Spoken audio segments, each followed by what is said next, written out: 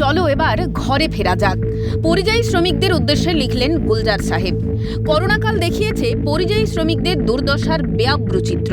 সেই সঙ্গেই প্রকাশ্যে এসেছে রাজ্যে কর্মসংস্থানের কঙ্কালসার রূপ।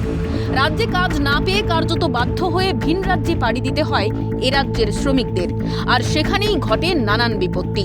কার্যত নিজেদের জীবনকে বিপন্ন করেই অর্থ সংস্থানের চেষ্টায় ব্রতী থাকেন তারা। বাংলার সরকারের তরফে নানান প্রতিশ্রুতি রণনীতির কথা শোনা গেলেও অধরাই বঙ্গে কর্মসংস্থানের ভবিষ্যৎ। তাই এখন বহু সংখ্যক রাজ্যবাসী ভিন রাজ্যে পাড়ি জমান। করোনার সময় নানা বিপত্তির মধ্যেও পড়তে হয় তাদের। এবার ওড়িশায় কাজ করতে গিয়ে হয়রানির শিকার এই রাজ্যের শ্রমিকেরা।